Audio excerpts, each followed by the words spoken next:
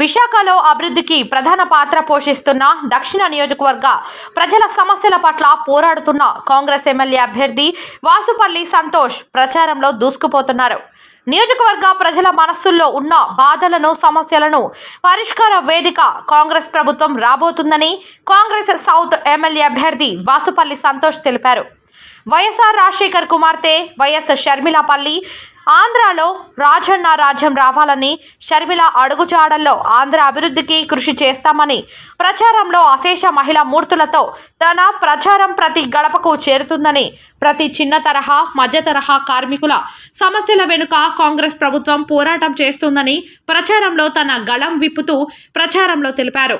అభివృద్ధికి ముందున్న విశాఖగా చేస్తున్న అధికార ప్రభుత్వం, ప్రతిపక్షాలు రెండు కూడా తోలుబొమ్మలాట ఆడుతున్నాయని తెలిపారు. మత్స్యకారుల సమస్యలపై పోరాటం చేసి అందరికీ న్యాయం చేకూరుస్తానని ప్రచారంలో బహిరంగంగా తెలిపారు.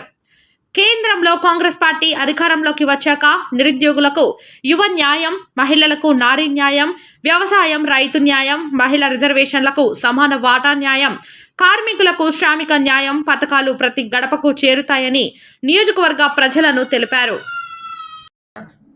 అందరికీ నమస్కారం. నేను మీ వాసుపల్లి సంతోష్ కుమార్, విశాఖపట్నం కాంగ్రెస్ పార్టీ అభ్యర్థిని. ఈరోజు 135 ఏళ్ల చరిత్ర గల కాంగ్రెస్ పార్టీ, 75 ఏళ్ళు భారతదేశానికి సుదీర్ఘ పరిపాలన అందించినటువంటి కాంగ్రెస్ పార్టీ నుండి మా రాజన్న బిడ్డ వైఎస్ షర్మిలారెడ్డి గారు నేతృత్వంలో పనిచేయడానికి, దక్షిణ నియోజకవర్గంలో కాంగ్రెస్ పార్టీ యొక్క జెండాని రెపరెపలాడించడానికి నన్ను ఆశీర్వదించి కాంగ్రెస్ పార్టీ అభ్యర్థిగా ప్రకటించడం జరిగింది. ఈరోజు దక్షిణ నియోజకవర్గంలో విశాఖపట్నంలో ప్రతి ఒక్క వార్డుకి కార్యకర్తల కోలాహలంతో గడప గడపకి వెళ్ళడం జరుగుతుంది. కార్యకర్తలతో కలిసి, నాయకులతో కలిసి మా కాంగ్రెస్ పార్టీ యొక్క మేనిఫెస్టో, మరీ ముఖ్యంగా మహిళలకు ₹1,00,000 ఎవ్రీ మంత్, ప్రతి నెల 8,333, మరి గ్యాస్ కోసం కానీ, మరి ఆరోగ్యశ్రీ కోసం కానీ, ఫీజు రింబర్స్మెంట్ ద్వారా కోసం కానీ, వృద్ధులకు పింఛనీ కానీ, మరియు వికలాంగులు పింఛనీ కానీ, కరెంటు కోసం కానీ, ప్రతి ఒక్క పథకం ద్వారా కాంగ్రెస్ పార్టీని బలోపేతం చేయడానికి ఈరోజు కాంగ్రెస్ పార్టీని దక్షిణ నియోజకవర్గంలో జెండా రెపరెపలాడించడానికి మా షర్మిలమ్మ గారి ఆశీస్సులతో సాయి సత్తలా కృషి చేస్తూ ఈరోజు ప్రతిపక్షం నుంచి, కూటమి నుంచి అభ్యర్థి అయినటువంటి వంశీకృష్ణ శ్రీనివాస్ మరి ఇప్పుడున్న ఎమ్మెల్యే వాసుపల్లి గణేష్ కుమార్ కోసం కూడా ప్రతి ఒక్కరికి కూడా చెప్పడం జరుగుతుంది. వీరిద్దరూ కూడా బిల్లా రంగా బిల్లాగా మా దక్షిణ నియోజకవర్గాన్ని దాచుకోవడానికి ఈరోజు నియోజకవర్గంలో ఓట్లను ప్రభావితం చేస్తూ నియోజకవర్గం మొత్తం తిరుగుతున్నారు. ఈరోజు సాధారణ మత్స్యకార కుటుంబం నుంచి వచ్చిన నన్ను ఒక ఆటో డ్రైవర్ కొడుగ్గా, ప్రతి ఒక్కరు కూడా మా నిరుపేద కుటుంబం నుంచి వచ్చిన వ్యక్తిగా అందరూ కూడా ఆశీర్వదించి ఒక యువకుడిని రాజశేఖర్ రెడ్డి గారు కాంగ్రెస్ హయాంలో ప్రవేశపెట్టిన ఫీజు రింబర్స్మెంట్ ద్వారా చదువుకొని ఈరోజు ఒక సివిల్ ఇంజనీర్గా పలు ఇంటర్నేషనల్ కంపెనీలో పనిచేస్తూ, ఇలాంటి విద్యావంతుల్ని ఈరోజు మనం ఆదరించాలి, దీవించాలి, నడుం బిగించాలి, గడప గడపకి చెప్పాలి. నా అక్కలు, చెల్లెళ్ళు, యువకులు ప్రతి ఒక్కరు కూడా ఈరోజు కాంగ్రెస్ పార్టీ నుంచి వచ్చిన అభ్యర్థి అయిన నన్ను ఆశీర్వదించడానికి సిద్ధంగా ఉన్నారు. వీళ్ళిద్దరిని తిప్పుకొట్టడానికి సిద్ధంగా ఉన్నారు. ఒకరు దోచుకోవడానికైతే, ఒకరు దోచుకోవడానికి పక్క నియోజకవర్గం నుంచి దక్షిణ నియోజకవర్గంలోని పోటీ చేయడానికి వస్తున్నారు. ఏ సమస్యలు తెలుసు? నా ఎస్సీ, ఎస్టీ, మైనారిటీ, మరియు ముఖ్యంగా మత్స్యకారులు ఉన్న నియోజకవర్గం అయినటువంటి దక్షిణ నియోజకవర్గం కోసం ఆ వంశీకృష్ణ శ్రీనివాస్కి ఏమి తెలుసని ఈరోజు నియోజకవర్గంలో పోటీ చేస్తున్నారు. అదేవిధంగా దేవాలయం లాంటి కాలేజీలు పెట్టి ఈరోజు అదే కాలేజీలో మద్యం పంపిణీ చేస్తూ, ఈరోజు కోళ్ళు పంపిణీ చేస్తూ, ఈ మధ్య మద్యం కూడా, డబ్బు కూడా దొరికింది. ఇవన్నీ కూడా ఈరోజు ఈ వాసుపల్లి గణేష్ కుమార్ మా ఓటర్లను దొంగలించడానికి, ఈరోజు గణేష్ కుమార్ మా దక్షిణ నియోజక ప్రజల్ని మోసం చేయడానికి ఈరోజు నడుం బిగించుకున్నారు. ఈరోజు దశాబ్ద కాలం పాటు ఈరోజు దక్షిణ నియోజకవర్గాన్ని పరిపాలించాడు. ఏం అభివృద్ధి ఒడగట్టారని, ఏ కాలుష్య సమస్యను ఒడగట్టారని, ఏ వార్డు యొక్క సమస్యలు ఒడగట్టారని 41వ వార్డు కానీ 33వ వార్డు కానీ 30 కానీ 31 కానీ ప్రతి ఒక్క వార్డుల్లో కూడా సమస్యలు కోసం ఈ రోజు మేనిఫెస్టో రిలీజ్ చేయడం జరిగింది. ఇన్ని రోజులు గుడ్డు గుర్రానికి పళ్ళుతో మేడా? మరి ఈ రోజు ఆ సమస్యలు గుర్తొచ్చాయా ఆయనకి? మరి ఇన్ని రోజులు ఆ సమస్యల మీద దశాబ్ద కాలం పాటు నువ్వు ఎమ్మెల్యేగా ఉన్నావు కదా, మరి ఇప్పుడు వరకు ఎందుకు అవి నువ్వు తీర్చలేకపోయావు? ఎందుకు అవి చేయలేకపోయావు? ఈరోజు మళ్ళీ నువ్వు అబద్ధపు మాటలు, మోసపు మాటలు, గుండా మాటలు, మాయపు మాటలు మాట్లాడి ఈరోజు దక్షిణ నియోజకవర్గ ప్రజలను మోసం చేయడానికి ఎందుకు నువ్వు సిద్ధమయ్యావు? చాలా వరకు మీకు గతంలో కుటుంబ తగాదాల వల్ల ఈ రోజు ఓట్లు చేయడానికే మీరు వచ్చారని అది చాలా తప్పు. ఆయనకి నాకు ఏ విధమైన కుటుంబ సమస్యలు లేదు. ఆయన ఒక మత్స్యకార సమాజం, నాది మత్స్యకార కుటుంబం నుంచి వచ్చిన ఇద్దరం కూడా వచ్చాం. ఆయన ఏమీ చేయలేకపోయాడు. మా మత్స్యకారులకు కానీ, మైనారిటీలకు కానీ, ఎస్సీ ఎస్టీ కానీ ఓటు ఎందుకు? ఈ రోజు ఆయన నిజంగా దశాబ్ద కాలం పరిపాలించిన వ్యక్తి ఈ రోజు న్యాయంగా పరిపాలించాడు, అభివృద్ధి చేశాడు నియోజకవర్గాన్ని. ఏ విధమైన స్కీములు చేయలేదు అంటే నేనెవరు చేల్చడానికి? నాకెక్కడ హక్కు ఉంది? రాజ్యాంగంలో ఒక వ్యక్తికి ఇంకో వ్యక్తి పోటీ చేస్తే ఓట్లు చీలుతాయని ఏమైనా రాశారా? ఆ రోజు అంబేద్కర్ రాసి పెట్టిన రాజ్యాంగం సిద్ధాంతంగా నేను తీసుకొని ఈ రోజు నేను కూడా పోటీ చేయడం జరుగుతుంది. అదే రాజ్యాంగాన్ని ఈ రోజు బీజేపీ వాళ్ళు మార్చడానికి కూడా సిద్ధమవుతున్నారు. అలాంటి బీజేపీ పార్టీని ఈరోజు కూటమి కానీ, వైఎస్ఆర్సీపీ పార్టీ కానీ సపోర్ట్ చేయడానికి సిద్ధంగా ఉన్నారు. తిప్పు కొట్టాలి, ఈ మోడీ కేడీని పంపించాలి. ఈరోజు ఇండియా కూటమి ద్వారా రాహుల్ గాంధీ ప్రధానమంత్రి అవ్వాలి. అంతే తప్ప ఏ ఒక్క ఓటర్ని ప్రభావితం చేయడానికి కానీ, చేల్చడానికి కానీ రాజకీయ పార్టీలో ఎవరో రారు. మీరే అంటారు, మా మీడియా మిత్రుల ద్వారా చెప్తారు, మీడియా మిత్రుల ద్వారా కథనాలు వేస్తారు, యువకులు రాజని బయట చెప్పుకుంటారు.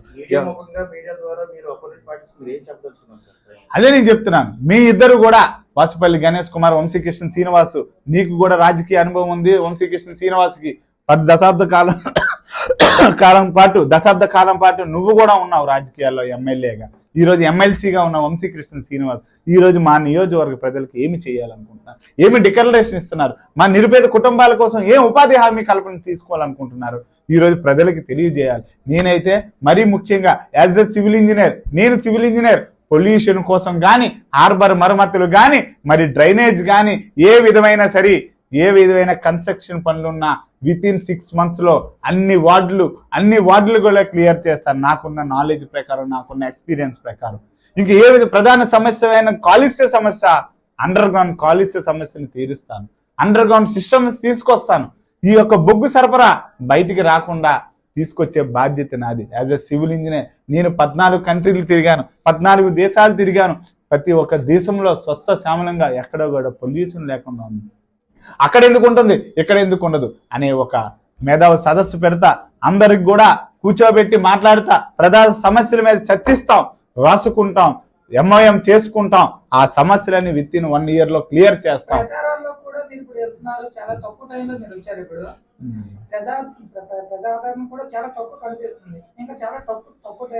తప్పుగా అనుకుంటున్నారు మీరు. గత నా ప్రోగ్రామ్స్ అన్ని మీరు చూస్తే మీ అందరికీ నేను పంపిస్తాను. ప్రతి గడపకి వెళ్ళడం జరుగుతుంది.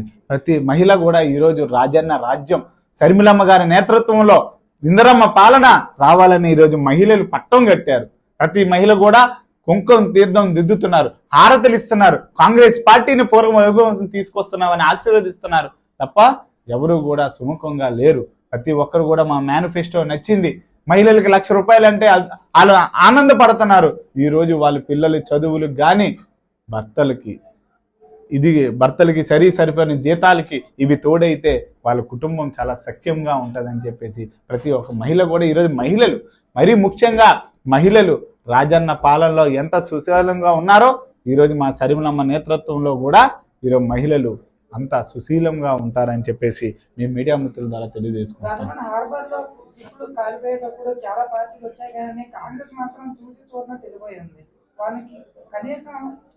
అదే అంటున్నాను కదా, అప్పుడు మళ్ళీ రాజన్న రాజ్యం వచ్చింది, మళ్ళీ రాజన్న బిడ్డ వచ్చింది, మళ్ళీ రాజన్న చరిస్మా గల బిడ్డ వైఎస్ షర్మిలారెడ్డి గారు వచ్చారు. ఈ రోజు ఆవిడ రావడం ద్వారా మళ్ళీ కాంగ్రెస్ పార్టీకి పూర్వ వైభవం తీసుకొచ్చారు. ఈ రోజు ఎక్కడ సమస్య ఉన్నా ముస్లిం మైనారిటీ, ఎస్సీ ఎస్టీ మత్స్యకారుల సమస్యలు ఉన్న ఈరోజు కాంగ్రెస్ పార్టీ ముందుకెళ్ళడానికి, షర్మిలమ్మ గారి నేతృత్వంలో పనిచేయడానికి, సమస్యల మీద పోరాడడానికి ఈరోజు కాంగ్రెస్ పార్టీ సిద్ధంగా ఉంది. ఆ రోజు తన్నుకున్నారు, న్యాయం చేయడానికి ఇబ్బంది పడ్డారు, టైం తీసుకున్నారు. ఎందుకు అంత టైం తీసుకున్నారు? కేంద్రంతో మాట్లాడండి, బోట్లు మరమ్మతు చేయండి. 75% ఎందుకు ఇచ్చారో అర్థం కాలే. 100% ఇచ్చిండుంటే ఈరోజు నది ప్రజలు అక్కడ వైఎస్ఆర్సీపీ కానీ టీడీపీ కానీ ఈరోజు పట్టం కట్టే అవకాశం ఉంది. మరి ఆ రోజు బోట్లు ఈ ఒక్క గణేష్ కుమార్ ఒక 5గురికైనా, నిరుపేద మత్స్యకారులకైనా బోట్లు కొనిసి ఇచ్చారా? వాళ్ళకి రేషన్ ఇచ్చారా? 30 లక్షల రూపాయలు అయితే 20 లక్షల రూపాయలు ఇచ్చారు. 30 లక్షల రూపాయలు బోట్ అయితే 20 లక్షల రూపాయలకి ఏ విధంగా వస్తుంది చెప్పండి? మీరే మా మీడియా మిత్రుల ద్వారా అడుగుతున్నాను. 100కి 100% ఇప్పించవలసింది కదా కోట్ల రూపాయలు వేల చేసే డ్రగ్ వచ్చి మనకి కోర్టులో దొరికింది. ఇప్పుడు అంటే గతంలో చాలా వరకు అది హైప్ అయింది. ఇప్పుడు చూసి చూడనట్టు వ్యవహరిస్తారు. ఇప్పుడు ఈ రోజు వైఎస్ఆర్సీపీ పార్టీ విచ్చలవిడిగా డబ్బులు పెంచి మళ్ళీ ప్రభుత్వం రావాలని కోరుకుంటున్నారు.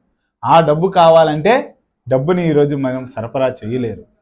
ఈరోజు మార్గద్రవ్యాల వల్ల, డ్రగ్స్ ద్వారా ఈరోజు డబ్బుని చేసుకొని ఆ డబ్బుని ఏ విధంగా అయితే మద్యం స్కీమ్ ఉందో, మద్యం ద్వారా ఎంత డబ్బు సంపాదించారో అదేవిధంగా డ్రగ్స్ ద్వారా సంపాదించి ఆ డబ్బుల్ని ఎలక్షన్లో అధికార పార్టీ చెప్తే ప్రతిపక్షం అధికార పార్టీ మీద రూమర్లు అయితే వస్తాయి చాలా వరకు. దాని మీద అది చెప్తున్నాను. వీళ్ళిద్దరు ఒకరి మీద ఒకరు తానా అంటే తందానా అంటే తానా తప్ప ఎవరు దొంగ అనేది కూడా ఇప్పటి వరకు నిర్ణయించుకోలేదు. ఎందుకంటే వాళ్ళిద్దరూ కలిపి ఈరోజు మా షర్మిలమ్మ గారిని కోరవలేక, చూడలేక, ఆవిడున్న ఈరోజు మా రాజన్న బిడ్డ మళ్ళీ వచ్చింది చూడలేక, ఆవిడ ఎక్కడైతే బయటికి తీస్తారు, ఎక్కడైతే సిబిఐ ఎంక్వైరీ చేస్తారు, ఎక్కడైతే స్పెషల్ కమిషన్ వేయమంటారనే భయంతో ఈరోజు వాళ్ళు భయపడుతూ తందానా అంటూ దొంగ బయటికి రాకుండా చల్లారించి చేశారు. రాబోయే రోజుల్లో ఇండియా కూటమి ద్వారా మా రాహుల్ గాంధీ గారు ప్రధానమంత్రి అవుతున్నారు. మొట్టమొదటి లెటరు మా షర్మిలమ్మ గారి నేతృత్వంలో కాలుష్య సమస్య, రెండో లెటరు మార్గద్రవ్యాలు ఏవైతే ఉన్నాయి డ్రగ్స్ మీద. ఈ 2 లెటర్లు తీసుకెళ్లి మా ప్రధానమంత్రి అయినటువంటి రాహుల్ గాంధీ గారికి ఇచ్చి మా నియోజకవర్గంకి సంవత్సరానికి 100 కోట్లు వచ్చేలా మా షర్మిలమ్మతో మాట్లాడి నేను తీసుకొచ్చే ఒక విద్యావంతుడిగా నేను మా దక్షిణ నియోజక ప్రజలందరికీ కూడా మాటిస్తున్నాను. జై హింద్, జై కాంగ్రెస్. షర్మిలమ్మ గారి నాయకత్వం వర్ధిల్లాలి. ధన్యవాదాలు.